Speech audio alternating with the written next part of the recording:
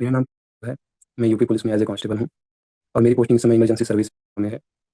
आचार्य जी, अधिकांश मामले जो है ज़मीन से जुड़े हुए मामले आते हैं, जिसमें दो पक्षों में आपस में वाद विवाद, मारपीट, यहाँ तक कि छोटे ज़मीन के टुकड़े के लिए हत्याएँ तक हो जाती हैं। तो जैसा कि अभी आपने सत्र में बताया आचार्य जी, नर्क और कुछ नहीं होता, ये गलत रिश्ता ही नर्क होता है। तो आचार्य जी, मैं दिन भर जितने अपराध देखता हूँ, वो किसी न किसी गलत रिश्ते में फँसने के ही कारण होता है। तो जो गलत रिश्तों में फँस गया है, उसके लिए क्या उपाय है? और मेरा प्रश्न है आचार्य जी, इन गलत रिश्तों में फँसने के कारण जो लोग न्यायालयों और कठघरों के बीच अपना पूरा जीवन बर्बाद कर देते हैं, उनके लिए थोड़ा प्रकाश डालिए आचार्य जी। नहीं, कोई फंसा नहीं होता है गलत रिश्ते में। उस रिश्ते में उसका कुछ ना कुछ स्वार्थ अटका होता है। अब जमीन का एक टुकड़ा है, उसके लिए दो भाई लड़ रहे हैं। अब वो मुकदमा चल रहा होगा 5-8 साल, हो सकता है 15 साल से। तो आप अपनी सामान्य भाषा में कहोगे कि वो उस मुकदमे में फंसा हुआ है, यही कहोगे ना। फलाना उस मुकदमे में फंसा हुआ है। फंसा थोड़ी हुआ है, फंसा थोड़ी हुआ है। उसका तो उसमें, वो चाहे तो अभी छोड़ दे, अभी बाहर आ जाए। बताओ छोड़ेगा क्यों नहीं? छोड़ेगा इसलिए नहीं क्योंकि उसको उस जमीन का बाजार भाव पता है। और वो चीज़ होती है बिल्कुल सांख्यिक, न्यूमेरिकल, क्वांटिटेटिव।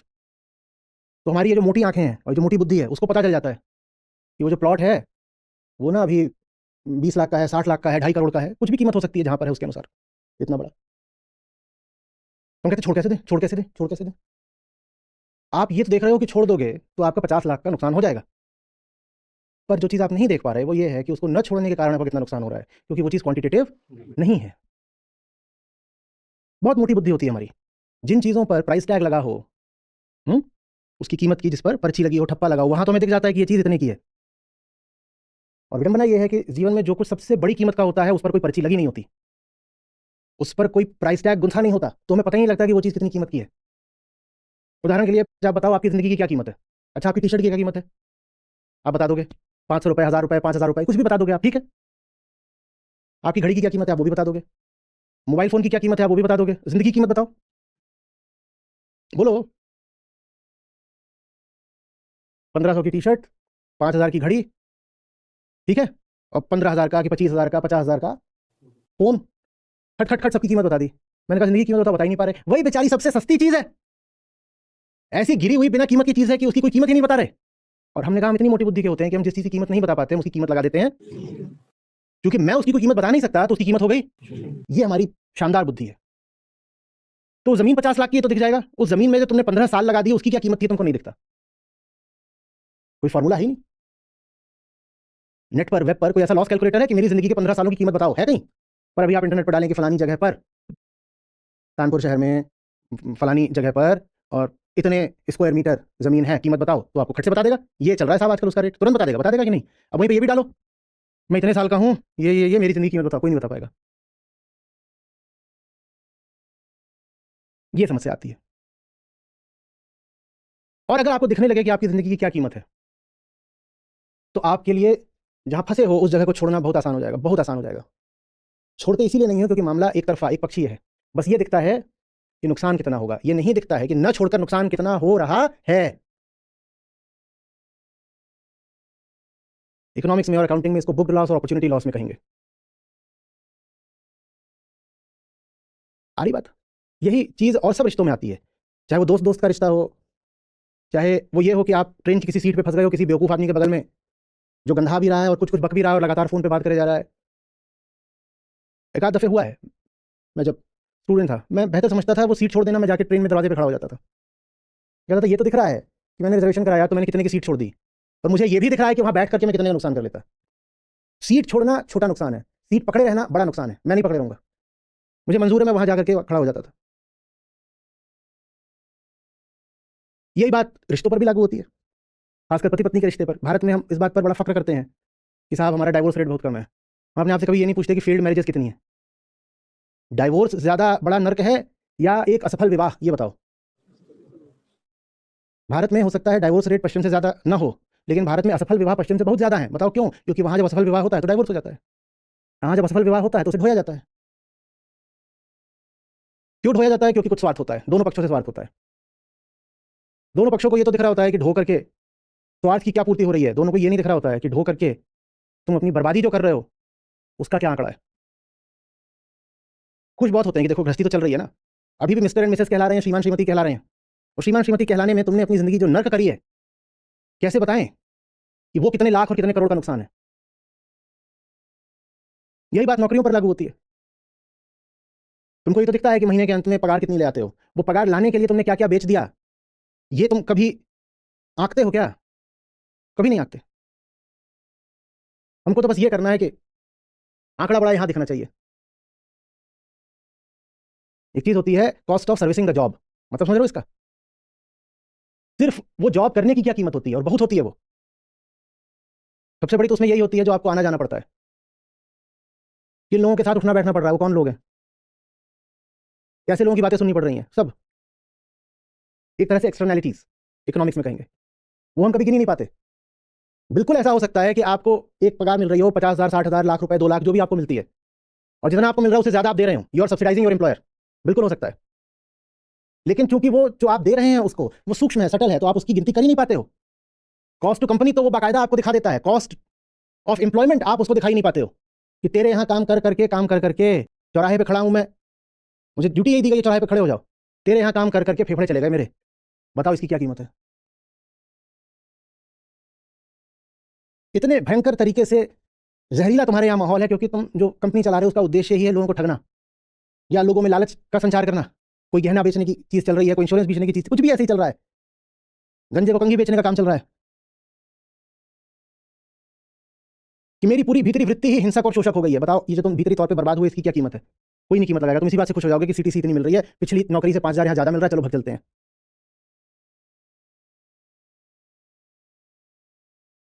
बात आ रही है समझ में?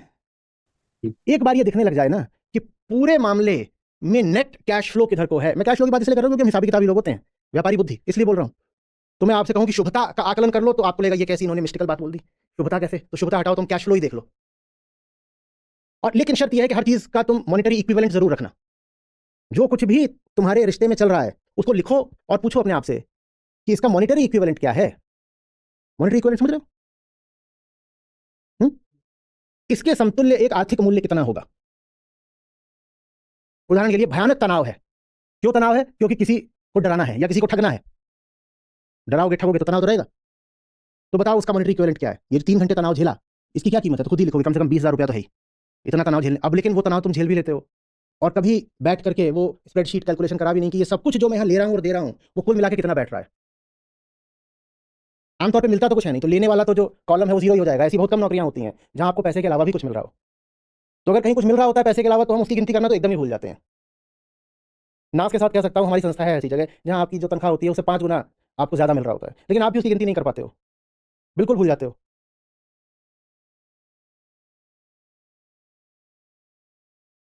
आज़ादी बहुत बड़ी चीज़ है। गुलामी में कुछ फ़ायदा हो भी रहा हो तो भूलना नहीं कि आज़ादी करोड़ों की होती है, फिर गुलामी छोड़नी आसान हो जाएगी। गुलामी छूटती इसलिए नहीं है क्योंकि लगता है 50 लाख का नुकसान हो जाएगा। 50 लाख छोड़ दोगे कि नहीं? अगर मैं बताऊं कि 5 करोड़ उधर रखा है, 50 लाख को लात मार के भागोगे? बोलो भागोगे कि नहीं? हाँ, वो 5 करोड़ दिखता नहीं है ना, इसलिए 50 लाख छूटता नहीं है ना। देखो, गौर से देखो। भोगवाद में, पदार्थवाद में समस्या यही है कि बस वही देख पाते हो जो मटेरियल है। जो हम कहते हैं ना मटेरियलिज्म इज अ प्रॉब्लम, वो इसीलिए है कि जो कुछ भी नॉन मटेरियल होता है, सटल होता है, सूक्ष्म होता है, वो दिखाई देना बंद हो जाता है। प्रेम की क्या कीमत है सोचनी छोड़ देते हो। सत्य की क्या कीमत है सोचनी छोड़ देते हो। मैं नहीं कह रहा हूं कि सत्य की कीमत लगाई जा सकती है, पर बहुत बड़ी कीमत है ये तो मानते हो ना। मानना भी छोड़ देते हो, कहते हो बस जो दिख रहा है मटेरियल है, भौतिक है, स्थूल है, उसकी कीमत है। नहीं, दूसरी चीजें उनकी बहुत बड़ी कीमत है, और कई बार वो कीमत इतनी सूक्ष्म भी नहीं होती। मैं एक बात पूछ रहा हूँ, आप वो जमीन के मसले में फंसे हो, जैसा आपने कहा कि जमीन के लफड़े होते हैं, गोलियां चल जाती हैं, भाई भाई लगे हुए हैं। जिन घरों में जबरदस्त मुकदमे चल रहे होते हैं उन घरों के लड़के बच्चों का क्या होता है? उन घरों की आधी या कम से कम तिहाई जो आमदनी हो तो वकील के घर जा रही होती है। जा रही होती कि नहीं? 2-4 लोग टेंशन से बीमार हो गए होते हैं तो डॉक्टर को पैसा जा रहा होता है। बीच बीच में दूसरे पक्ष से मार पिटाई चलती रहती है होली दिवाली, तो अस्पतालों में भी पैसा जा रहा है, चल रहा है ना। और माँ बाप का दिमाग लगातार इसी में लगा हुआ है कि मुकदमे में जमीन कब छीनेंगे, तो बच्चों की पढ़ाई लिखाई परवरिश पे कोई ध्यान दे रहा है? इन सब चीज़ों की क्या कीमत है? ये तुमने मुकदमा जीत लिया और तुमने अपने बच्चे हार दिए, इसकी क्या कीमत है? बोलो बोलो, क्या कीमत है? अभी मैंने पढ़ा कहीं पर, हुआ था बड़ा दर्दनाक, बड़ा दुखद हादसा। कोई 16-17 साल का लड़का रहा होगा, उसने भारत का प्रतिनिधित्व तक कर रखा था ताइक्वांडो में किसी अंतर्राष्ट्रीय स्पर्धा में। जमीन जायदाद के झगड़ों के चलते उसके नात रिश्तेदारों ने आज उसकी गर्दन काट दी उस लड़के की। उसकी माँ उस बेचारे लड़के का सर अपनी गोद में रखकर घंटों तक बैठी हुई है, सन्न बिल्कुल, और उसकी फोटो आ रही है। और ये प्रतिभाशाली खिलाड़ी है, ताइक्वांडो में इंडिया को रिप्रेजेंट कर चुका है, और कितनी जमीन रही होगी, कितने पैसे मिल जाते। छोड़ दो ना, छोड़ दो। कितनी बार बोलता हूँ, गीता का युद्ध जमीन के लिए नहीं हुआ था, लोगों को लगता है हस्तिनापुर के लिए हुआ था। गीता का युद्ध धर्म के लिए हुआ था। जमीन की बात होती तो कृष्ण खुद कहते छोड़ो जमीन में क्या रखा है। बात ये नहीं थी कि इन 5 लोगों की जमीन का हक मारा जाएगा, बात ये थी कि वो जो पूरी प्रजा थी, दुर्योधन राजा बन करके पूरी प्रजा ही भ्रष्ट कर देता, इसलिए युद्ध जरूरी था। मैंने इतनी बार बोला है कि जहां नुकसान बस व्यक्तिगत हो रहा हो वहां क्षमा, और जहां नुकसान समष्टिगत हो रहा हो वहां युद्ध। कभी आपका नुकसान हो रहा हो और आपको तय करना हो कि माफ कर दें कि लड़ जाएं, तो पूछिएगा, कहिएगा अगर नुकसान सिर्फ मेरा हो रहा है, उपेक्षा, झेल जाएंगे, कुछ नहीं, हम बादशाह हैं, हमारा कोई नुकसान नहीं कर सकता। लेकिन अगर दिखाई दे कि ये जो आदमी है ये सिर्फ मेरा नुकसान नहीं कर रहा है, ये 100 और का नुकसान कर रहा है, तो भिड़ जाओ, तब मत छोड़ना। जमीन जायदाद के लफड़ों में तो हमेशा जो नुकसान होता है वो बिल्कुल व्यक्तिगत होता है, छोड़ दो यार, ले जाने दो जमीन। कायरता या पलायन की बात नहीं कर रहा हूं, समझ में आ रहा होगा तो देख पाओगे क्या कह रहा हूं। धर्म की बात कर रहा हूं, और अगर हिसाब समझते हो तो पूरे हिसाब की बात कर रहा हूं कि पूरा हिसाब लगाओगे तो पाओगे कि इसमें पढ़ने से अच्छा है अपना श्रम, अपना ध्यान, अपनी पूंजी किसी सार्थक दिशा में लगाई जाए। छोटी बातों की उपेक्षा करना सीखो। बिल्कुल भिड़ेंगे युद्धस्व, पर बड़े मुद्दों पर भिड़ेंगे। हर छोटी बात की उपेक्षा करते चलेंगे, जैसे शिशुपाल की 99 गालियों की उपेक्षा करी थी। 99 बार का छोड़ना क्या फर्क पड़ता है, कुछ नहीं, जा।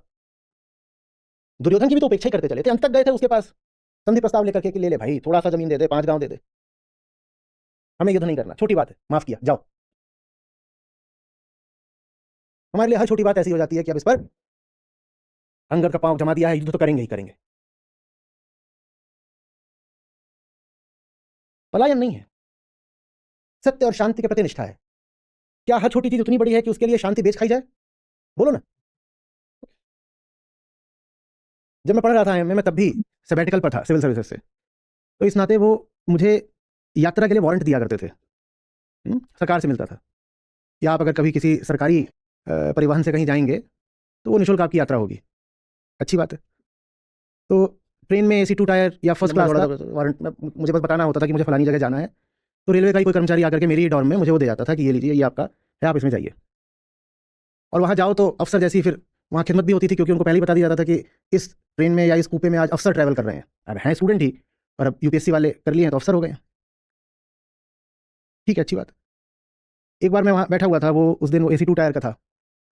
अब उसमें जाने बारात की पार्टी उस दिन भर गई थी, जाने कौन थे लगे हैं शोर मचाने में, और उनकी हंसी खुशी, ये वो, कोई अहमदाबाद से चले थे, कोई गुजराती पार्टी थी, बच्चों का भी हल्ला हुल्लोड़, ये वो। तो वहाँ पर जो उस दिन कर्मचारी थे, TT वगैरह थे, उन्होंने खुद ही देखा कि ये यहाँ बैठे और ये सब चल रहा है, तो उन्होंने जाके चुप कराया, फिर वो मेरे सामने बेबसी से आके खड़े हो गए कि अब इनको कैसे बोले भाई, ये तो मैरिज पार्टी है, जो भी थी पुरानी बात, इनको कितना बोला जा सकता है, ये तो अपनी खुशी में है, जो भी खुशी होती है, तथाकथित खुशी, लोक खुशी। मैंने क्या पूछा? मैंने कहा ये अभी ये जो बोल रहे हो ये A1 का हाल है, A2 या A3 में कोई सीट खाली है? बोले नहीं, A2 A3 में नहीं है। मैंने कहा अच्छा, A2 A3 माने आपकी क्लास के डब्बे। मैंने कहा B1 B2 B3 देख के आओ। वो AC 3 टायर है, उसमें था। मैं कहा मैं जा रहा हूँ। बोले पर आप नीचे वाले डब्बे में क्यों जाओगे? मैंने कहा स्लीपर में मिल रहा होता मैं वहाँ भी चला जाता। मैं ये थोड़ी देखूंगा कि इसका टिकट 1600 का होता है और उसका 800 का होता है, मैं क्या देखूंगा? मैं अपनी शांति देखूंगा ना। 1600 वाले में अगर शांति नहीं मिल रही है, 800 वाले में मिल रही है, तो 800 वाला ज़्यादा अच्छा है, मैं उसमें चला जाऊंगा। छोड़ा, छोड़ दिया। मुक्ति में ये बहुत बड़ी बाधा आती है। बंधन चूंकि अभी है तो उसका मूल्य पता चल जाता है ना। बंधन माने स्वार्थ, वो अभी है तभी तो बंधे हुए हो, वो प्रकट है, तथ्य है, वर्तमान है, अभी है, तो उसका मूल्य पता चल जाता है, तभी बंधे हुए हो। कितने का स्वार्थ है भाई? पर आजादी सिर्फ एक संभावना है, एक पोटेंशियल है, एक अपॉर्चुनिटी है। वो अभी घटित, वो अभी फलित, वो अभी साकार, वो अभी फ्रक्टिफाई, वो अभी मैनिफेस्ट नहीं हुई है। तो बिल्कुल दावे के साथ, गारंटी के साथ, निश्चित होकर नहीं कहा जा सकता कि उसका मूल्य, तो हम कहते हैं कि वो अनसर्टेन है तो उसका मूल्य, बस। तो इसीलिए हम बंधनों में पड़े रह जाते हैं। कहते हैं ये तो पता है कि इसको छोड़ेंगे तो नुकसान कितना होगा, पर ये कोई स्टैम्प पेपर पे लिख के दे ही नहीं रहा है कि उधर जाएंगे तो लाभ कितना होगा। तो हमें बड़ा डर लगता है अनिश्चितता से, अनसर्टेनिटी से, रिस्क से, खतरे से। हम कहते हैं अननोन हेल इज प्रेफरेबल, पूरा करो, टू एन अननोन हेवन। कहते हैं हेल है पर नोन है, तो ये प्रेफरेबल है। श्रद्धा का क्या अर्थ होता है? मुझे नहीं पता क्या मिलेगा, कितना मिलेगा, मिलेगा भी कि नहीं मिलेगा, ये पता है कि ये जो है ये तो बंद होना चाहिए। जो अभी चल रहा है ये नहीं चलेगा, मुझे ये पता है। इसके बाद क्या होगा मुझे नहीं पता, और मुझे उसकी फिक्र करनी भी नहीं है। यही श्रद्धा है। तो श्रद्धा और निष्काम कर्म एक होते हैं बिल्कुल, जिसमें फिक्र नहीं करी जाती कि क्या मिलेगा, जिसमें कुछ पता नहीं होता कि आगत क्या है।